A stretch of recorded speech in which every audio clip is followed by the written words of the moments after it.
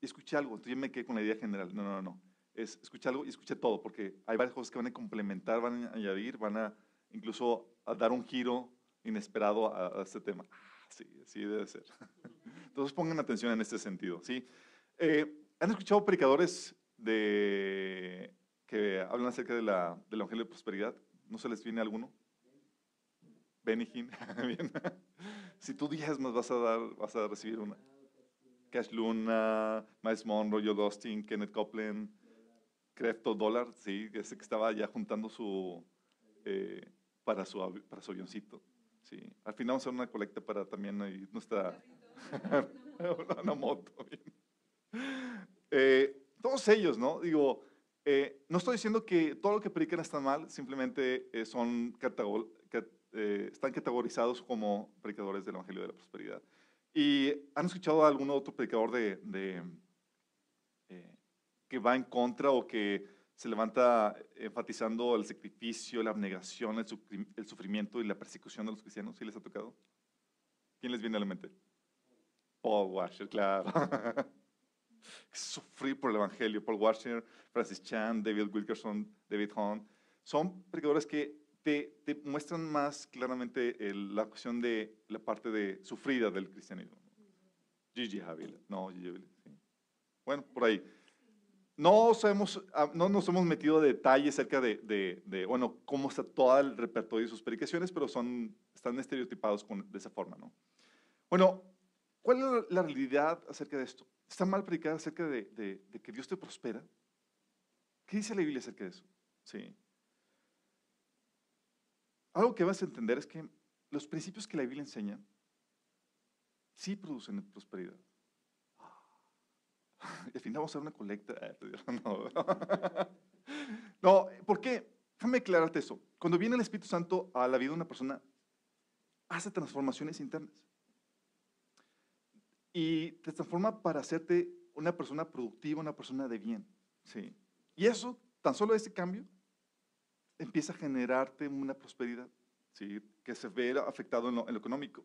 De ser una persona que despilfarraba el dinero, drogas o en alcohol, ahora una persona responsable con el dinero. De hecho, no sé si han escuchado los casos cuando estaba la problemática de los cristianos perseguidos en Chiapas. Recuerdo que me platicaban que eran perseguidos, ¿sabes por qué?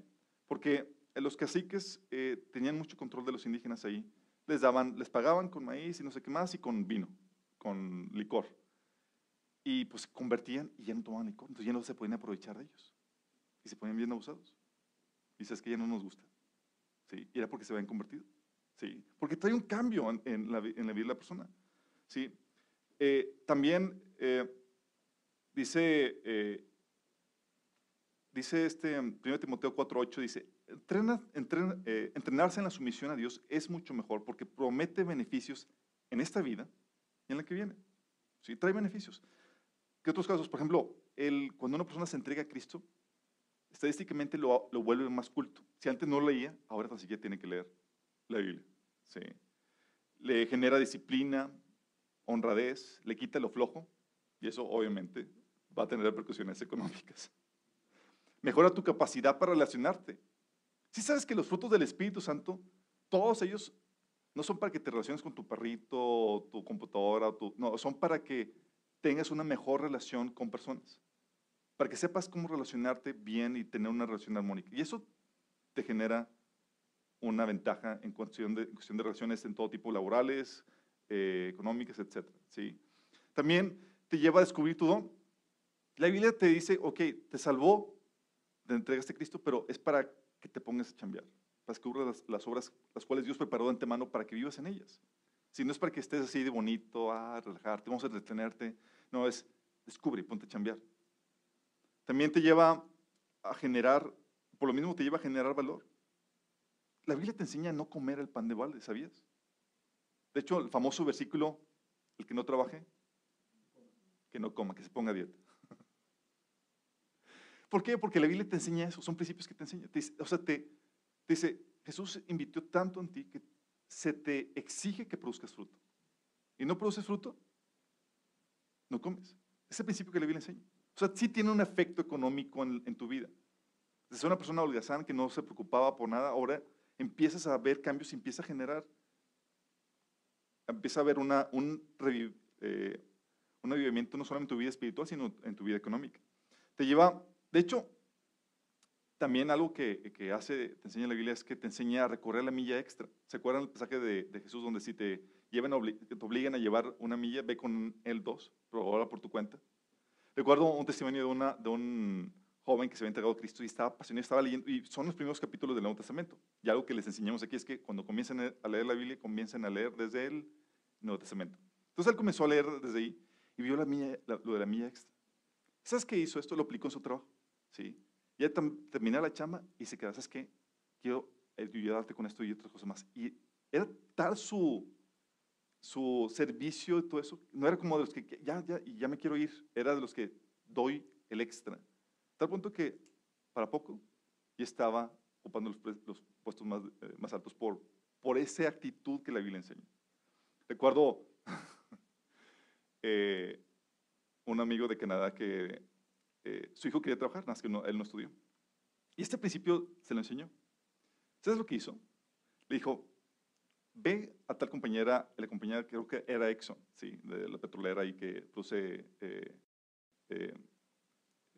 combustible. Y le dijo, ¿sabes qué? Vas a ir y vas a poner tu servicio de a gratis. Sí, era un chavito, no tenía, él por problemas de, ¿cómo se llaman los que cambian las letras? Dislexia, no había tenido problemas en la escuela y era muy mal. Entonces fue y se pone su servicio, 1, 2, 3, 4 meses, y ahorita es de los que más ganan en esta empresa.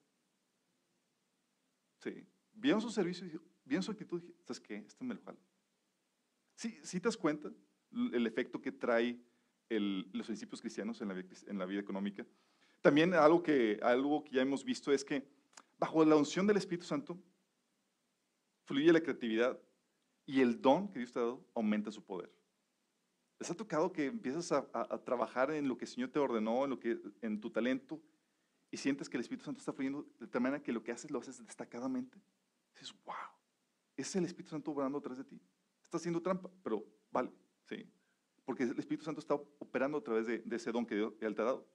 También te da gracia ante las demás personas. Dice Proverbios 16:7 que cuando tienes el favor de Dios, incluso hasta te pone en buenas relaciones, incluso con tus enemigos. ¿Sí? A tal punto. También te incita a correr riesgos.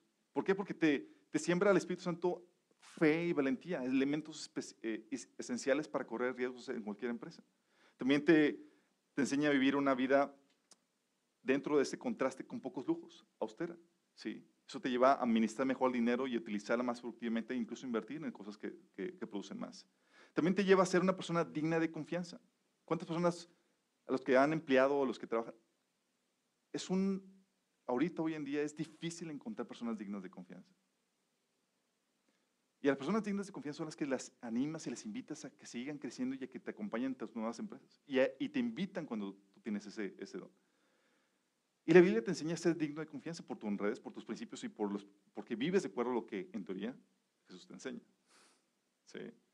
También te enseña, en pocas palabras, a atribuir la inversión que Jesús hizo en tu vida. Todo eso, si te das cuenta, tiene un efecto en tu vida económica. Entonces, si dices, oye, el evangelio de la prosperidad, es que el evangelio produce cambios en la vida de una persona que te lleva a prosperar económicamente. Te saca de la holgazanería y te lleva a hacer una vida productiva. Te lleva a ser una persona que genera valor. ¿Sí? Entonces, sí se ve el efecto económico en eso. También, la Biblia nos enseña que es parte de los beneficios que la sabiduría nos proporciona por medio de la palabra. De hecho, la Biblia enseña que la sabiduría, o sea, de la Biblia se sacan principios para el trabajo, no sé si sepan. ¿Sí? Principios como, por ejemplo, tener una visión, ¿sí? La importancia de visualizar tu potencial, que viene en Habacuc 2:2, Proverbios 29:18. La importancia de cuando vas a emprender algo, buscar consejeros. ¿Sí? Dice la Biblia que en la abundancia de consejeros está la sabiduría, y antes de emprender algo que busques consejeros. También habla de la importancia de la planeación. Jesús le decía, ¿quién de que antes de emprender algo no se siente primero a planear? Dice, tienes que hacer este trabajo. O también el principio de diversificación. Eclesiastés 11:6 te dice, en la mañana dedícate a esto y en la tarde no dejes de emprender esta otra cosa, porque no sabes cuál te va a prosperar. ¿Sí? Son principios que la Biblia enseña. O el otro principio de poner oración en tus proyectos. Dice la Biblia que encomienda a Dios tus planes. O sea, que ora por lo que por lo que vas a hacer. Porque estás inmerso en una guerra espiritual y tienes que pedir favor a Dios en lo que estás haciendo. Recuerdo cuando Gustavo me decía, oye, ¿puedo orar por mi trabajo? Y yo, ¡claro! Y ha visto resultados. Nada. Ok. También la Biblia te enseña el arte de la persistencia, algo clave y elemental en los que están en trabajo de ventas. Dice Jesús, tocad y se os abrirá, buscad y hallaréis. Sí, el trabajo de, hey, no te cierran, no te bloquees porque te cerraron una puerta. Sigue insistiendo. El arte de la persistencia para todas las ventas, los que están en ventas. También te dice, el Señor nos enseña a reponernos de los fracasos. ¿Quién no se acuerda del versículo? 7 veces caerá el justo, pero todas ellas se levantará. Dice, hey, que te caíste, levántate. Sí. O la importancia de establecer prioridades. Proverbios 24, 27, por ejemplo, te enseña el principio de invertir primero en tu negocio y luego en la casa. Sí, estratégicamente. De hecho, no sé si alguno de aquí leyó Padre Rico, Padre Pobre. Justamente ese principio lo enseñaba. Sí. No inviertas en la casa es un hoyo sin fondo. Sí. También nos enseña a tener relaciones, negociaciones, ganar, ganar, basadas en el principio de amor a tu prójimo como a ti mismo. ¿Enseña o no enseña la Biblia principios para que un negocio prospere? Claro. De hecho, a tal punto, chicos, que los principios que la Biblia enseña, de los principios de esos, se han escrito libros de administración, de ventas, de finanzas, de política, incluso para la familia que prospere, para vivir una familia armoniosa. Porque la Biblia sí enseña eso. De hecho, la Biblia enseña que la sabiduría, en Proverbios 8, te da honra, riqueza, poder. Y Deuteronomio 28 dice que te lleva a ser cabeza y no cola. Sí. Sí, vamos viendo la dinámica de que, bueno, entonces el Evangelio prospera. Sí, el Evangelio prospera. Entonces no está mal. Tranquilo, acuérdense, hasta el final vamos viendo. ¿Sale? Tal es así, chavos, que hay libros enteros que hablan de cómo la ética protestante llevó a países enteros a prosperar versus los países católicos. Países como Alemania, Suiza, Holanda, Inglaterra, Estados Unidos, que vivían los principios protestantes basados en la Biblia, los llevaron a generar una riqueza tal que sobrepasaron a sus contrapartes católicas. Por eso España dejó de ser la potencia mundial, por eso Inglaterra empezó a tener un auge, por eso Estados Unidos empezó también a crecer. Y por eso te ves la diferencia entre los países que políticamente dices que los países católicos tienen problemáticas. Y los países protestantes que abrazaron la reforma, prosperaron, crecieron. ¿Sí?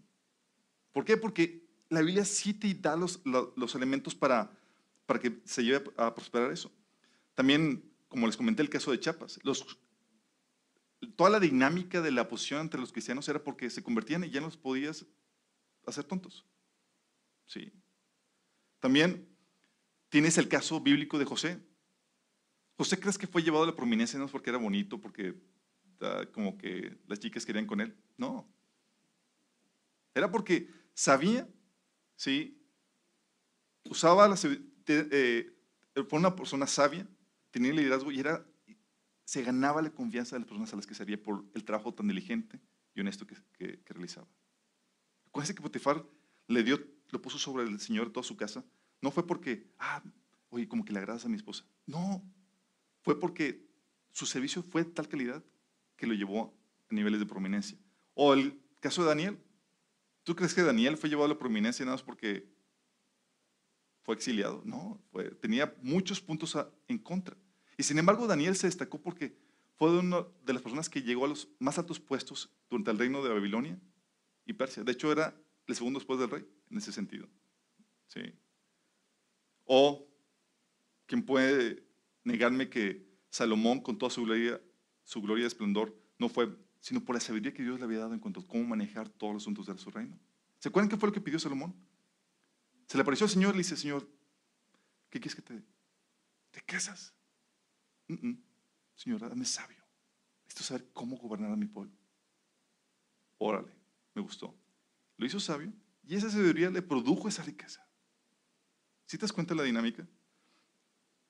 De hecho, los principios que la Biblia enseña sí te llevan a prosperar, a tal punto incluso áreas, incluso no económicas. ¿Sabías, por ejemplo, que el auge de la ciencia, eso lo vimos en el taller de apologética, el auge de la ciencia que tenemos ahorita de los descubrimientos científicos, el método científico en sí, tiene su razón de ser en la cosmovisión cristiana, en un punto de vista partido de la Biblia? Los primeros científicos y los que desarrollaron todo eso eran cristianos, eran creyentes. Y tienen un punto de vista que se basaba en la Biblia. También las libertades que ahorita gozamos, que han traído prosperidad y los beneficios que experimentamos, son productos de la influencia cristiana en la política.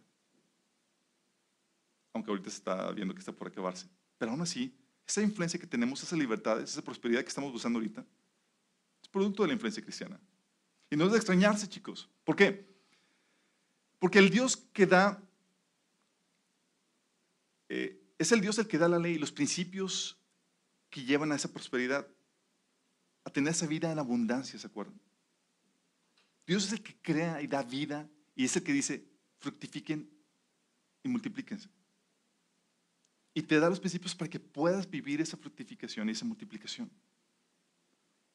Dios es un Dios que da vida y da en abundancia. Todos esos principios, los principios que Él te da, te llevan a vivir y experimentar eso.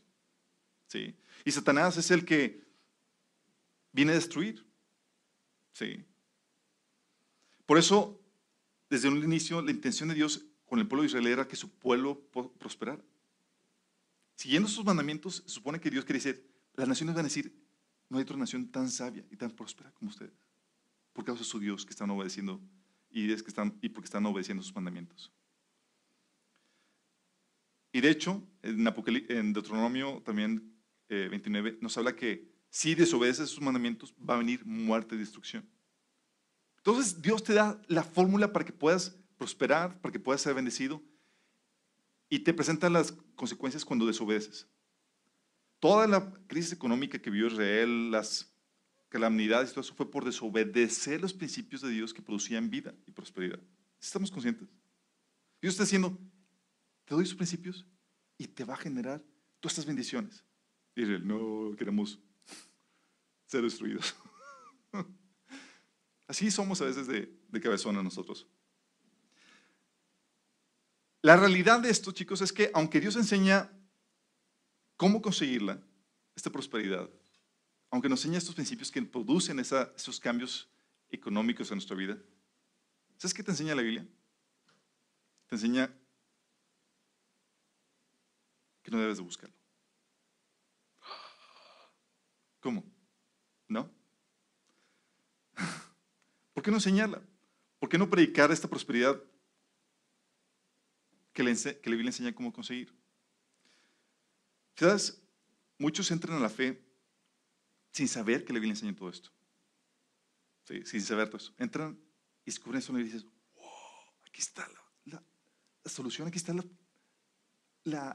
secretos para cómo prosperar. Y en vez de clavarse en la meta de Dios, se desvían y se abocan completamente cómo explotar sus principios. Sí, que descubrieron en la Biblia. La Biblia te enseña que esta prosperidad es engañosa. Te puedes desviar de la meta. ¿En qué sentido? Mateo 13, 22 y 1 Timoteo 6, 10 hablan acerca de eso. Sí, Mateo 13 habla de que, ¿se acuerdan la semilla que cayó entre espinos y no produjo fruto por los engaños de las riquezas y los afanes de esta vida? Era una semilla, era un cristiano. ¿Y qué pasó? No produjo fruto para el Señor. ¿Por qué? Porque se abocó a conseguir esa riqueza. Que la Biblia te enseña cómo la puedes conseguir. Si estamos, claro, dice el Señor, no produjo fruto. Produjo fruto para este mundo, pero no para el reino. Y se acuerdan 1 Timoteo 6:10, donde habla que el amor al dinero es la raíz de todos los males. Por causa de ella se han desviado muchos de la fe. Es como que algo sucedió internamente que sí, serán cristianos, pero están desviados. ¿Qué pasó? Es engañosa. La Biblia enseña que no se te debe enseñar a buscar las añadiduras. Y lo que tiene esto es que las riquezas no es la meta. Es una consecuencia que viene por buscar la meta. Entonces, ¿cuál es la meta? Jesús te la pone muy claro. La meta es buscar primero el reino y su justicia. Y esas cosas van a venir por consecuencia. Pero no es la meta las riquezas. Cuando tú pones como meta las riquezas, entonces vienen los problemas. De hecho, incluso cuando viene la Biblia, cuando ves en Proverbios, dice, no busques las riquezas, busca la sabiduría. ¿Sí te das cuenta de la meta? Dice, no las riquezas, la sabiduría. Porque la sabiduría va a traer como consecuencia eso. Pero cuando cambias la meta y quieres hacer las riquezas tu objetivo final, entonces cuando empiezas a desviarte de la fe. Cuando pones al reino para servir las riquezas. ¿Te acuerdas? El Señor te lo puso muy claro. No puedes servir a dos señores. Porque amarás a uno o aborrecerás a otro. Servirás a uno, servirás a otro.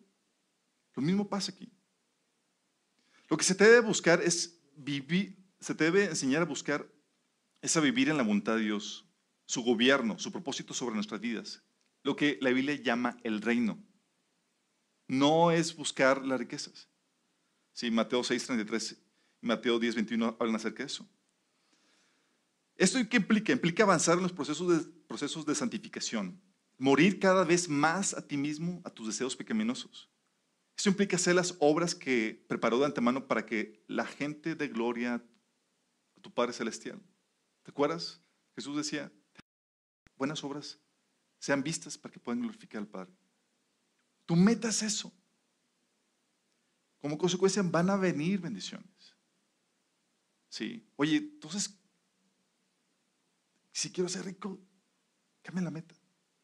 Mejor sé obediente. Quiere vivir en la voluntad de Dios. Muchos dicen, oye, entonces ¿por qué quieres aprender y aplicar esos principios? Porque quiero hacerme rico. La motivación realmente, cuando quieres aprender y aplicar estos principios, te indica qué hay en tu corazón. ¿Para qué es? ¿Para prosperar y hacerte rico? ¿O es para agradar a Dios? Oye, ¿sabes qué? Es que quiero ver cómo puedo agradar a Dios más eficientemente en mi trabajo. Al momento de leer la Biblia estoy viendo que no le agrada a Dios que flojee en el trabajo. O no le agrada a Dios que haga esto. Y por mi deseo de agradar a Dios, voy a hacer esos cambios. Pero no porque me quiera ser rico, porque quiero agradar a Dios. ¿Vemos la diferencia en la motivación?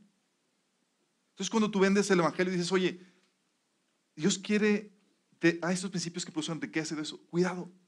Porque tú puedes enseñarles a que entren a la fe por la motivación incorrecta. Sí. Si buscas la prosperidad, en pocas palabras te conviertes en una amenaza para Dios. ¿Sabes por qué? Porque en el punto en que los intereses o las metas se contrapongan, tú lo vas a traicionar. Tú tienes otra meta. Sí, quieres utilizar los principios de Dios para conseguir la riqueza. Y si hay algo que se pone en tu camino para esa meta, lo vas a quitar. Incluso si la obediencia a Dios a veces implica que haya pérdida económica. ¿Sí me explico? Entonces la realidad es que, la otra realidad cuanto a esto es que primero no debes de buscarla. Sí, la Biblia enseña, pero no debes de buscarla. Tu meta debe ser agradar a Dios, vivir en su voluntad. Esa debe ser tu meta. Señor, ¿cómo te agrado? Y la otra realidad de esto es que esa prosperidad se experimenta bajo ciertas condiciones. Esto es lo que no te dicen muchas iglesias. Fíjate. Se experimenta cuando se aplican esos principios para ejercer un oficio en una sociedad en la que haya libertad para expresar la fe y la moral judeocristiana y que no esté sobre juicio. Y también que sea la voluntad de Dios para tu vida. 3 condiciones. Que haya libertad para expresar la fe y la moral judeocristiana. Oye, ¿podemos prosperar? Sí, pero tienen que haber estas condiciones. Si yo aplico mi vida, me disciplino, me disipulo, quiero agradar a Dios, va a haber un efecto económico, lo va a haber. ¿Vas a prosperar? ¿Vas a hacerte rico? No sabemos exactamente qué va a pasar, porque depende de varias condiciones. Una condición es que tiene que haber libertad para expresar la fe y la moral judeocristiana. Tiene que ser una sociedad en la que no se persigue a los creyentes ni se ponga en la moral bíblica. requisito indispensable.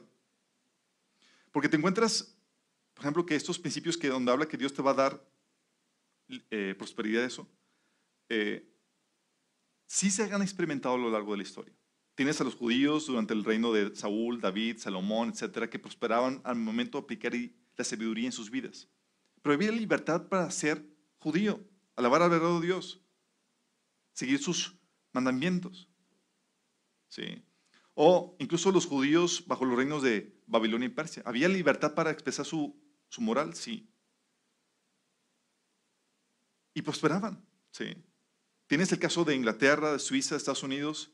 México gradualmente, a partir de la independencia y la revolución, se ha habido más apertura a la fe cristiana. Antes los cristianos, eran denigrados, eran perseguidos aquí en México. Y ahorita podemos experimentar eso y podemos experimentar esa libertad que nos puede llevar a prosperidad económica. Pero tienes que tener ese factor. ¿Sí? Cuando no se lleva a cabo, no tienes ese factor de la libertad para expresar la fe y la moral judio-cristiana, no vas a experimentar esta prosperidad. Fíjate lo que dice Hebreos 10, del 32 al 34. Dice, acuérdense de los primeros tiempos cuando recién aprendían acerca de Cristo. Recuerden cómo permanecieron fieles aunque tuvieron que soportar terrible sufrimiento. Algunas veces los ponían en ridículo públicamente y los golpeaban. Otras veces ustedes ayudaban a los que pasaban por lo mismo. Sufrieron junto con los que fueron metidos en la cárcel y cuando ustedes les quitaban todos sus bienes, lo aceptaban con alegría. Sabían que en el futuro les esperaban cosas mejores que duraran para siempre. ¿Sí te das cuenta de la dinámica? Sin esa libertad no hay prosperidad. Entonces, por más que te predique, Señor te va a prosperar y si tú vas a ofrendar y diezmas y toda cosa, Dios te va... No te puedo asegurar eso. Hay condiciones fuera de ti, te suele depender de eso. ¿Estamos conscientes? Eso no te lo iban a decir en otras partes. Casos. ¿Te acuerdas de Daniel cuando llegó la persecución a su vida? Gente que hizo un complot contra él, una ley en contra de los que oraran a Dios, y ups, Daniel en problemas y en la fosa de leones. ¿Te acuerdas Sadrach, Mesach y Abednego? Una ley que se oponía a la fe de adorar solamente a Dios y ellos al horno de fuego. ¿Te acuerdas el caso de Esther y Mardoqueo?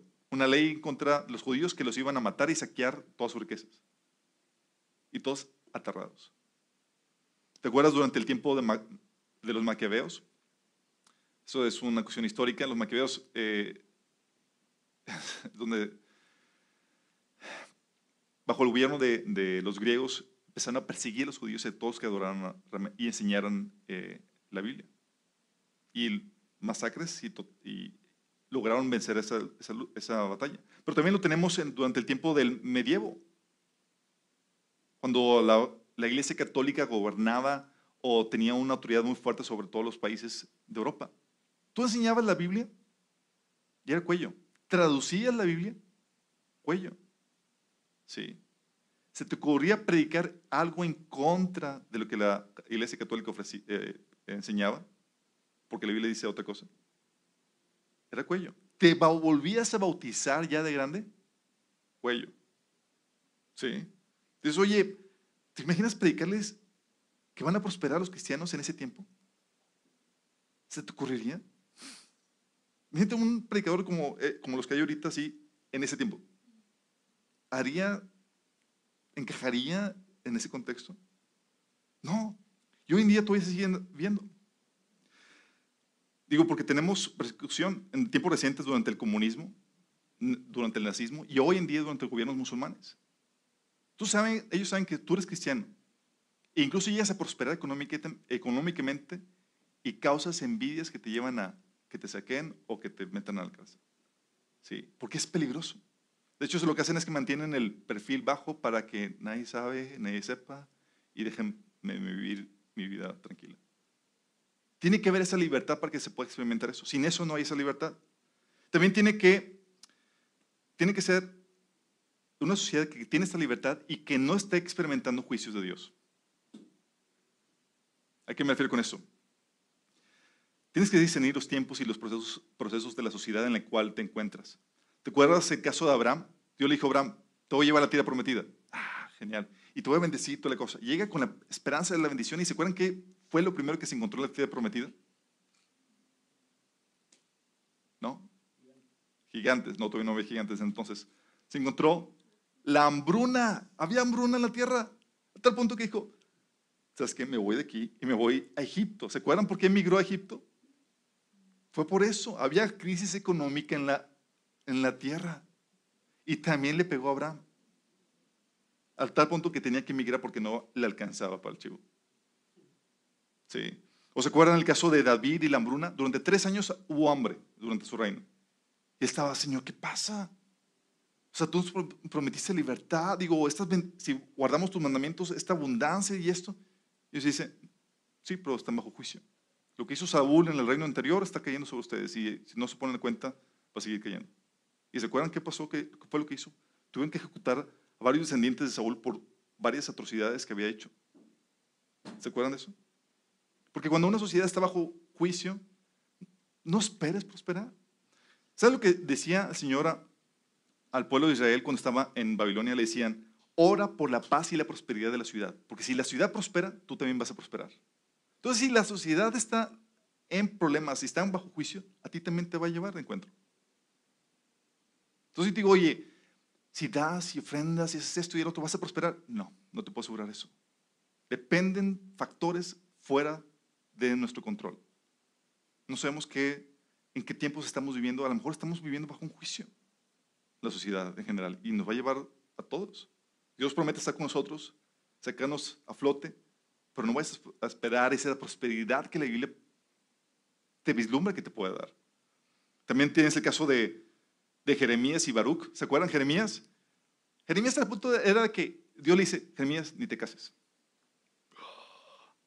Por los tiempos que estás viendo, ni te cases. A Baruch en Jeremías 16, no, Jeremías 42, del 3 al 5, le dice, una palabra de Jeremías, de Dios por medio de Jeremías a Baruch, le dice, Baruch, ¿buscas para ti grandeza, riqueza? Date por bien servido que te voy a dar tu vida como recompensa. O sea, apenas para sobrevivir. Por los tiempos que estaba viviendo de juicio. Si vamos captando la dinámica, tenemos también, incluso en la iglesia prometida, en la iglesia primitiva prometida. En la iglesia primitiva llega en Hechos 11, llega un profeta, varios profetas de Jerusalén, y dicen, ¿sabes qué? El Señor está revelando que va a haber una hambruna en toda la tierra. Pero a ustedes no les va a tocar porque son el pueblo elegido. Va a arrasar a todos. Y lo que hicieron es que llevaban ayuda económica a los cristianos que estaban sufriendo eso. Imagínate. Sí. Entonces aquí estamos viendo que depende de que haya libertades, ¿sí?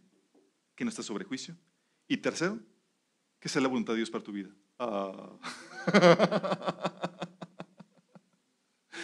¿Por qué? Porque Dios muchas veces utiliza la pobreza para tratar cosas en tu vida. Dice la Biblia que utiliza a veces situaciones de humillación para tratar tu orgullo. Proverbios 16, 18, Proverbios 18, 12, habla acerca de eso. Antes de la soberbia viene la humillación. Y Dios a veces trata esas cosas. Dios utiliza la pobreza para enseñarte muchas cosas. Otras veces te enseña que por medio de la pobreza te enseña lo que realmente importa en la vida. ¿Sí? ¿Te acuerdas el nacimiento de Jesús? ¿Tú crees que fue ahora así como que se me chispoteó y se me olvidó mandar la provisión y arreglar la logística del nacimiento de Jesús? Y pues bueno, ¿tú crees que se le pasó a Dios? Así como que no había lugar en los mesones. Así como que Gabriel, te dije que te pusieras al tiro con eso y se te fueron las cabras.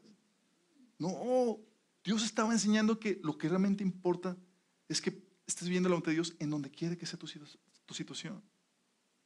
Ni nació en un pesebre porque sí, Dios quiso que fuera, para enseñarnos a nosotros algo, para que tu pobreza no sea justificante para no ser la voluntad de Dios. A veces te enseña incluso a sacrificar la riqueza por causa del reino. Pablo, Jesús, ¿se acuerdan?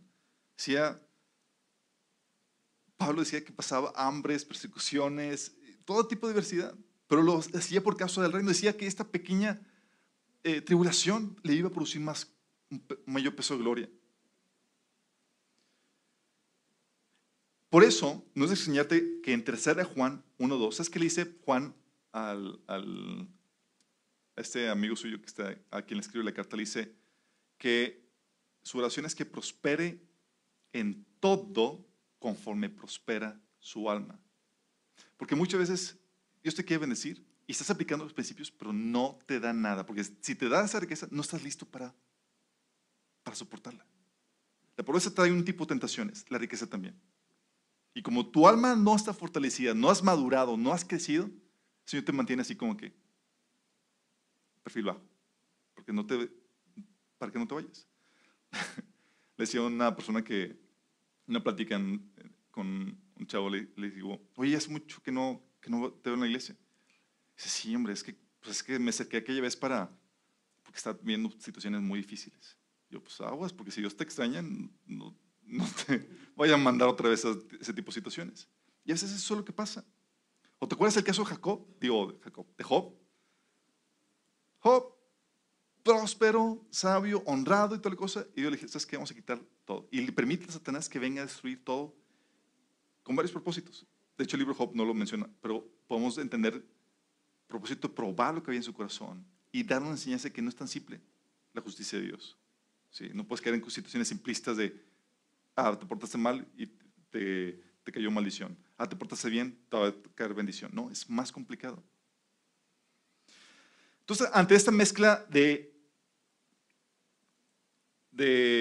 prosperidad y persecución, ¿saben qué fue lo que Jesús dijo? En Marcos 10, del 29 al 30 dice, respondió Jesús y dijo, de cierto os digo que no hay ninguno que haya dejado casa o hermanos o hermanas o padre o madre o mujer o hijos o tierras por causa de mí y del evangelio, que no reciba 100 veces más ahora en ese tiempo. Casas, hermanos, hermanas, padres, hijos, tierra, con persecuciones. Y en el siglo venidero, la vida eterna. ¿Sí? ¿Sí te das cuenta de lo que está diciendo Jesús aquí? Está diciendo, ¿sabes que sí vas a recibir? Y esto se lo dice a los discípulos después de haber despachado al joven rico. Sí, nótese. Señor, dijo, dona todo, sígueme. No. Voltea y dice, chicos, si los voy a prosperar, les voy a dar lo que necesitan. ¿Y eso qué te enseña? Que uno no debe estar tu corazón en eso, en las riquezas. Por eso despidió al joven rico, por tener su corazón fijado en las riquezas. Eso viene en Marcos 10, 21. Y segundo, sí, en ese tiempo recibirás 100 veces más, sí, pero con persecuciones. O sea, va a ser una bendición agridulce. Oh, Dios me dijo, sí, pero en cualquier momento, si hay un cambio de leyes, si hay persecución, se va todo. Por eso la meta sigue siendo en el siglo venidero, en la vida eterna, donde vamos a recibir la gloria, la honra, la inmortalidad, con todas las riquezas y con todo lo que el Señor nos ha ofrecido. Entonces, ante esta realidad, chicos, la iglesia te debe preparar para varias cosas. Uno, te debe preparar para que no te pierdas ante el engaño de las riquezas. Es engañoso, chicos. ¿Sí?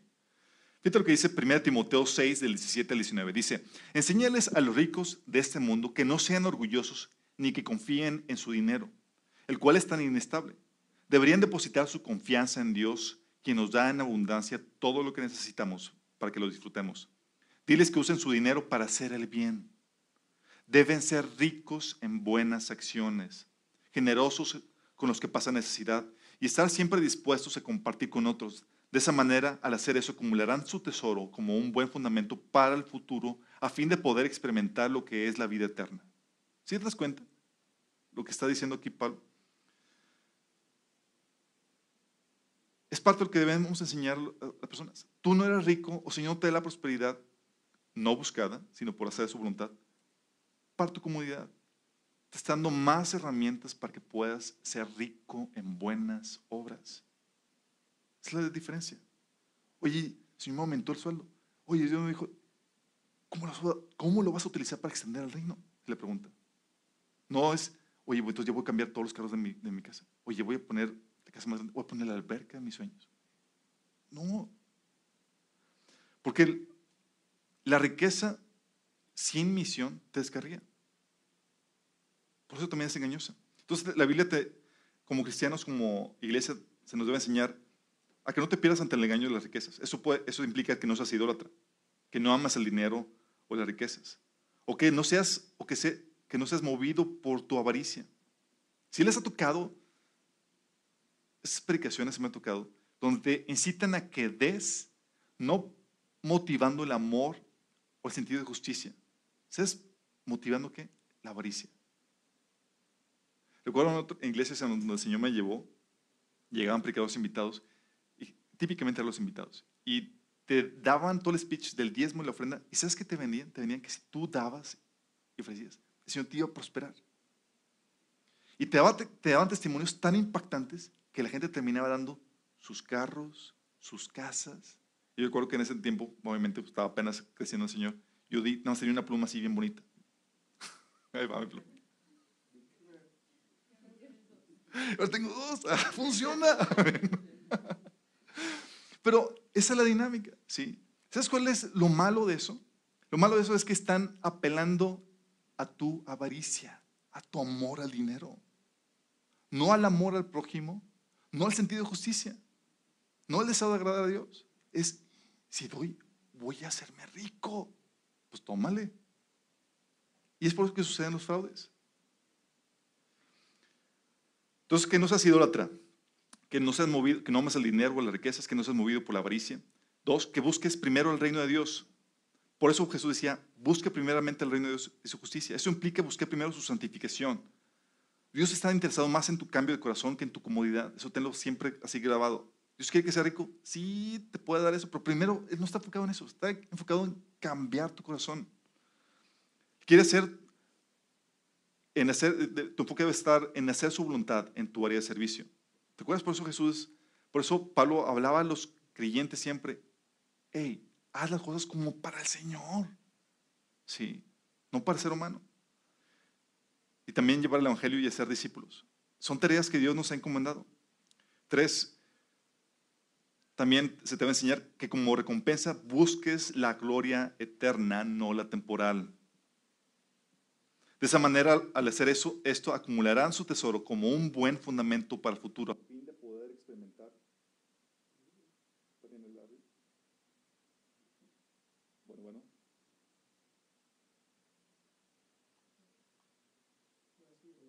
El otro.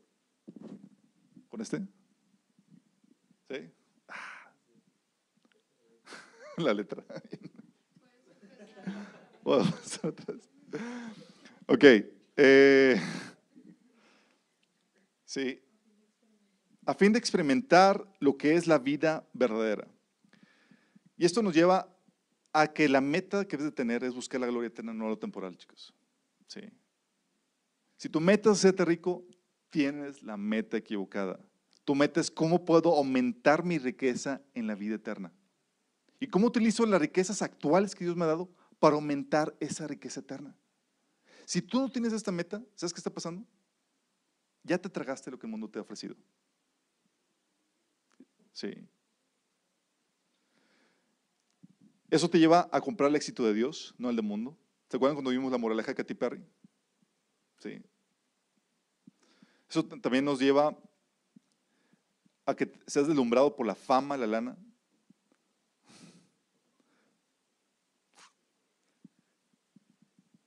Y la idea es que se te va a enseñar es que aunque no la tengas, sí, y aunque la tengas, que esas cosas que llegan por añadidura no te deslumbren, que sean despreciadas para ti como nada.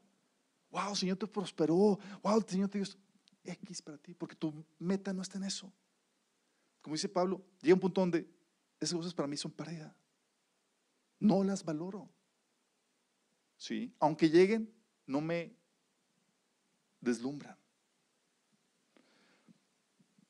Y dos, también la iglesia te debe preparar. Uno, entonces, es para que no te pierdas ante el engaño de las riquezas. Y dos, es para que te prepares para vivir persecuciones y dificultades, pero victoriosamente, sin que se te pierda el gozo. ¿Por qué? Porque es parte de la vida cristiana. Debes estar dispuesto a enfrentar eso. Hechos 14:22 dice que Pablo confirmaba los ánimos de los discípulos, exhortándoles a que permanecieran en la fe y diciéndoles, es necesario que a través de muchas tribulaciones entremos en el reino de Dios. Juan 16:33, ¿se acuerdan? Que dice, en el mundo tendréis aflicción, pero confiad, yo he vencido el mundo. Sí. Incluso Juan 15:19 habla de que ibas a ser odiado por el mundo. Mateo 13:21 dice, hablando de la parábola del sembrador, que cuando la raíz de la semilla que cayó entre piedras, dice, como no tenía raíz, dura poco. Cuando surgen problemas o persecución a causa de la palabra, enseguida se aparta de ella. Se te debe preparar para enfrentar dificultades, sí, por tu fe, no por tu negligencia. Entonces, ¿qué onda con la pobreza? Aunque yo creo que es mejor el término de austeridad. Pobreza es no tener lo suficiente para vivir y cumplir la voluntad de Dios. Sí, es muy diferente. Por eso dice Pablo, en 2 Corintios 6:10, dice, como pobres, hablando de ellos. Pablo tenía problemas económicos, sí, porque sacrificaba lo que podía estar ganando por causa del reino. Dice, como pobres, más enriqueciendo a muchos. Como no teniendo nada, más poseyéndolo todo. A los cristianos, chicos, se nos enseña, la Biblia nos enseña que se nos debería... Ok, gracias.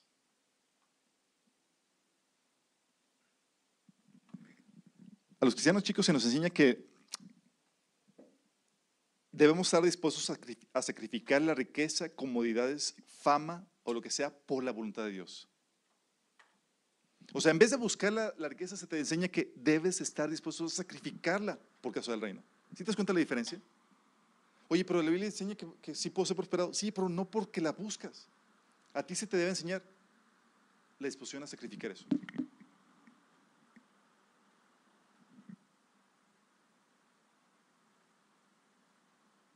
Ándale, ahora sí. ¿Ya? Gracias, chicos. La otra es que, recuerdo que me encontré una persona, me decía, porque saben que tengo mi negocio, y me dicen, oye, ¿y cómo vas? Me imagino que el Señor te está prosperando más porque te estás abocando a su trabajo. Y yo me río así como que, ¿qué le digo? No necesariamente, no es regla. No es como que, Señor, entonces si yo me aboco a tu trabajo y sacrifico esto, le dedico menos tiempo a mi trabajo, entonces voy a prosperar más. No necesariamente. Pablo tenía que trabajar hasta el cansancio para más o menos mantenerse y ayudarse, pero no estaba viviendo en opulencia. No es como que, sí, mi negocio de tienda sigue funcionando de maravilla y no, sí. Dice que padecía hambre. Por eso Jesús también nos enseña, por ejemplo, el caso de Jesús. Jesús se hizo pobre al punto, dice Mateo 8:20, de no tener un lugar donde reposar su cabeza. Y no eran analogías, no eran parábolas. Estaba hablando en serio. Sí, chicos, o sea, estoy invirtiendo en el reino hasta el punto de que no tengo un lugar donde vivir. Y si me vas a seguir, es entrar a eso. Personas con llamado misionero que cumplen la gran comisión y que sacrifican lo que podrían ganar para predicar la palabra y hacer más discípulos. Es lo que la Biblia enseña. Sí. Jesús, los apóstoles, Pablo, todos ellos padecieron hambre, escasez económica. ¿Te acuerdas de Pedro cuando iba al templo? Dice al mendigo, gracias. Dice, no tengo oro ni plata. Sí. Y se fue. No, pero lo que tengo te doy. No tenía dinero. Sí, no vivía en opulencia. ¿Sabes qué les dijo los apóstoles a Pablo cuando Pablo fue a visitar a los apóstoles? Le dijeron a los apóstoles, Pablo, nada más acuérdate de los pobres. Hablando de ellos. Así como que, ofrenditas cuando vayas por allá, por favor. Sí. Y por eso Pablo hacía todo lo posible por mandar ofrendas a la iglesia de Jerusalén. Sí. Hay héroes que han sacrificado mucho por causa del reino y como Pablo han experimentado privaciones por llevar a cabo la gran comisión, chicos. Marcela hace tiempo vino con nosotros y nos habló de testimonios de personas que sacrificaban y dejaban todo para irse a vivir como misioneros en India entre las familias que viven en los basureros. Vamos, imagínate. Sí. ¿Por qué hacen eso? Porque el Evangelio te enseña a sacrificar las riquezas, las comodidades, lo que tú estás ahorita experimentando por la causa de Cristo. Debes estar dispuesto a hacerlo. Por eso cuando el Señor te dice, dame eso, deja eso o vende eso y no lo haces caso, tú estás aquí con otra meta. Por eso se fue el joven rico. Por eso la riqueza sin tener en la mente la gran comisión te descarría. Porque no resuelves la incógnita de ¿para qué soy rico? Si no resuelves esa incógnita es ¿para qué soy rico?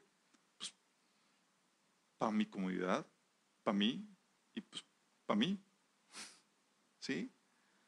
Muchos piensan que Dios los prospera para vivir más cómodamente en vez de extender su causa. ¿Sí vamos? Por eso, ¿cuál fue el mandamiento de Pablo a los ricos? Enséñales a que sean ricos en buenas obras. A que den por causa del reino. La pobreza, chicos, sin embargo, también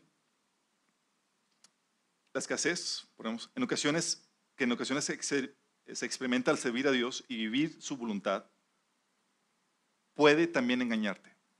¿Está bien? ¿Vimos que la riqueza te puede engañar? Sí. La pobreza también te puede engañar. Te puede engañar para justificar tu ineptitud, tu ignorancia o tu pecado.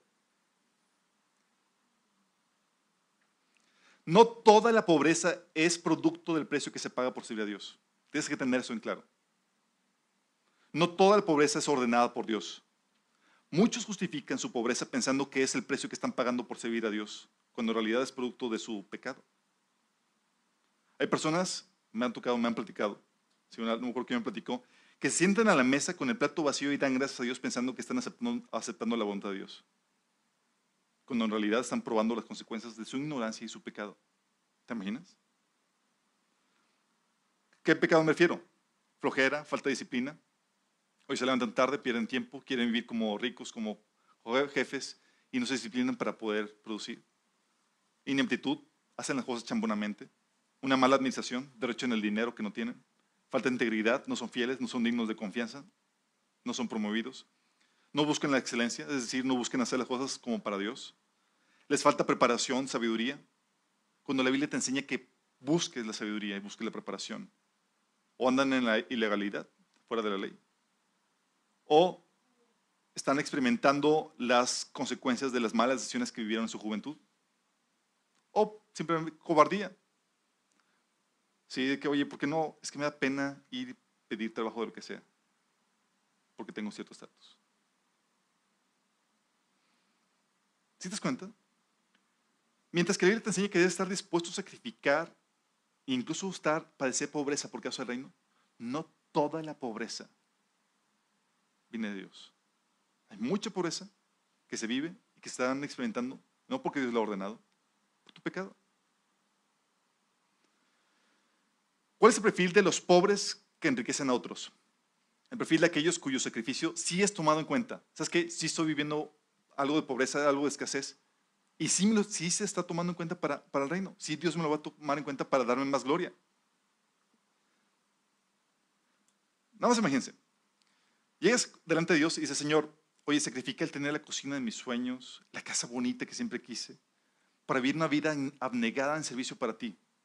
Estás ya delante en el juicio de Dios, ante Dios.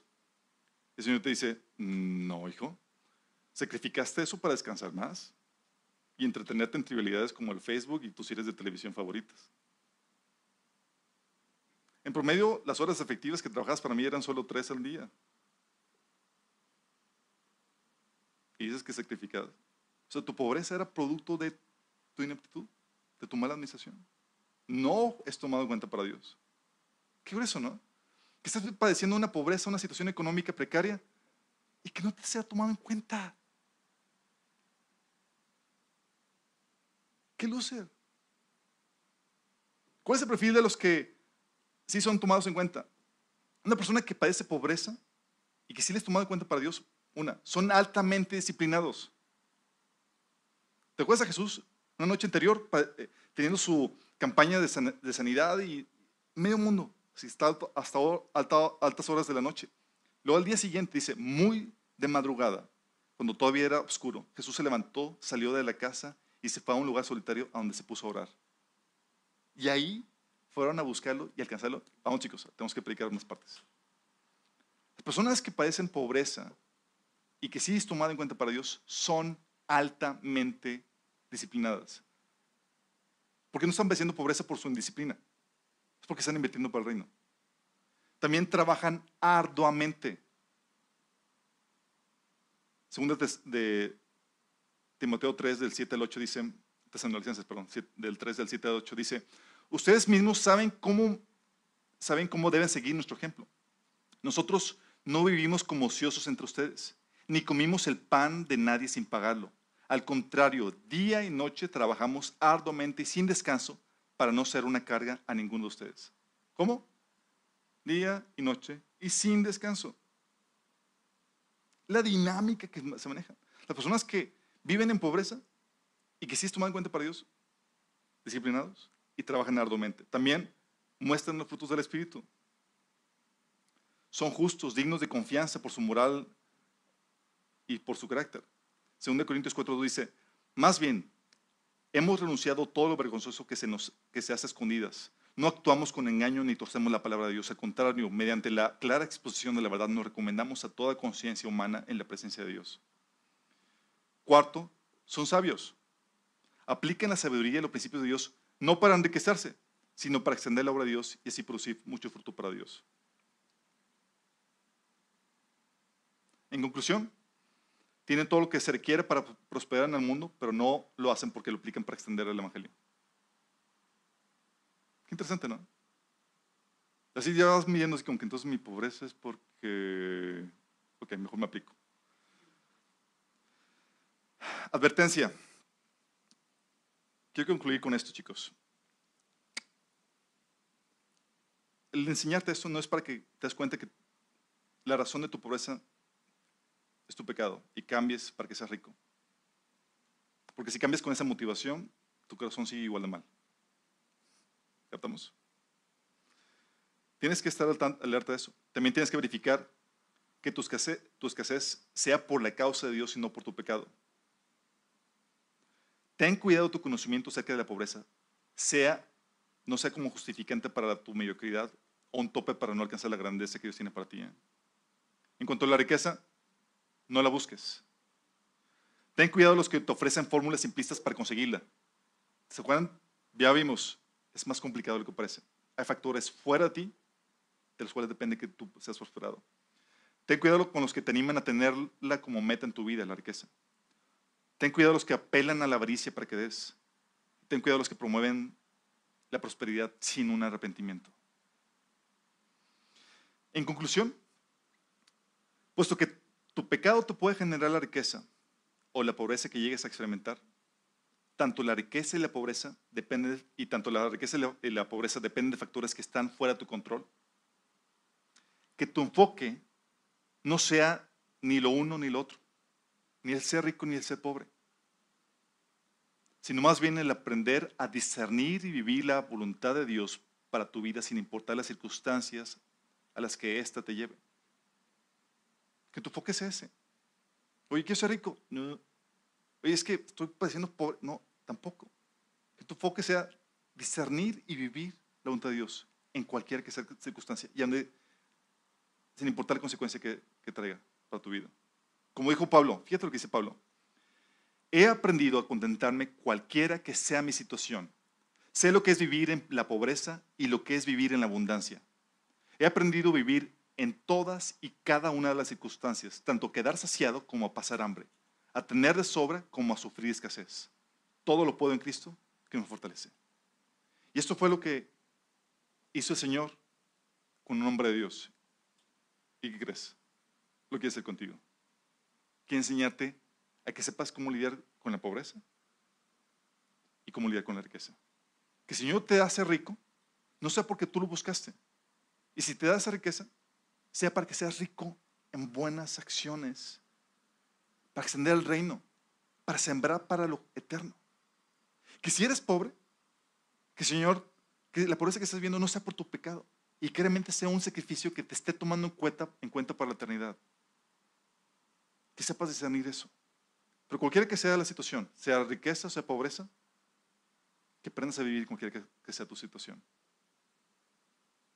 Y que tu enfoque sea buscar la voluntad de Dios y vivirla. Discernirla y vivirla. Si tú quieres o tú que nos sintonizas dices, oye, quiero experimentar esa situación, esa plenitud que nos da el Señor en la riqueza y o en la pobreza. Tienes que entregarle tu vida a Cristo. ¿Qué se implica eso? Implica estar dispuesto a cambiar las acciones que la Biblia condena y a cambiar las creencias que la Biblia te enseña. Si estás dispuesto a hacer esto, el Señor te promete gloria, honra e inmortalidad cuando Él venga. Y viene pronto. Lo que tienes que hacer nada más es creer en Jesús y recibir este regalo de la vida eterna.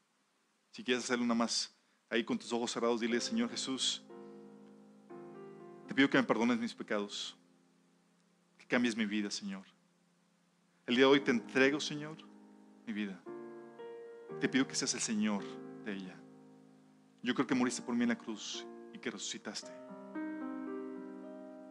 Yo creo que moriste para el perdón de mis pecados. Yo ya acepto tu sacrificio. En tu nombre. Amén.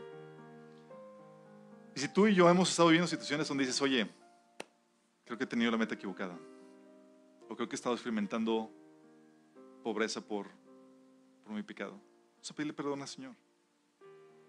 Sí. Porque la meta no debe ser ni uno ni el otro. No debe ser riqueza ni pobreza. Tal vez ni siquiera tu meta de buscar y agradar la voluntad de Dios ha pasado por tu mente. Y esa debe ser tu meta. Que el Señor nos dé esa meta. ¿Oramos?